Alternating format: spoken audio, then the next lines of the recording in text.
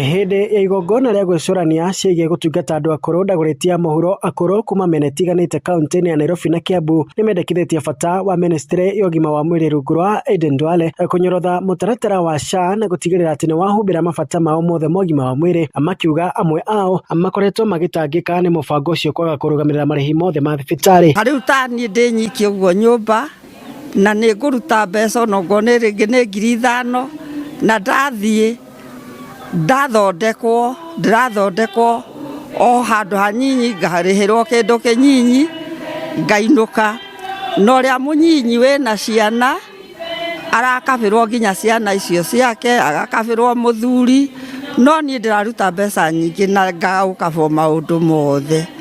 SHA yatuĩkire o mũndũ no mũhaka arĩhe ahũria. Andũ aya akũrũ aingĩ nĩ arĩa maraheo old people's money.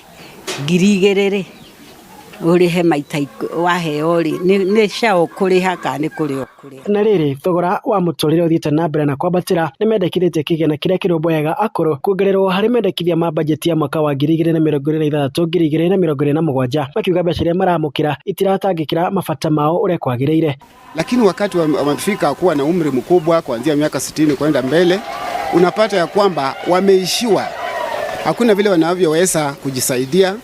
Inafika wakati malipo fulani natakana waende mahali upewe kitu fulani, unaambiwa lipa kitu fulani, pesa fulani, na huna hizo pesa. Especially nyakati hizi kama wakati tuko na magonjwa aina mbalimbali. Ni pension ile ambao wanafikiria. Kuna watu ambao ni wazee hawaandikwe kazi, hawana pension yoyote. Atapigaje hiyo miaka?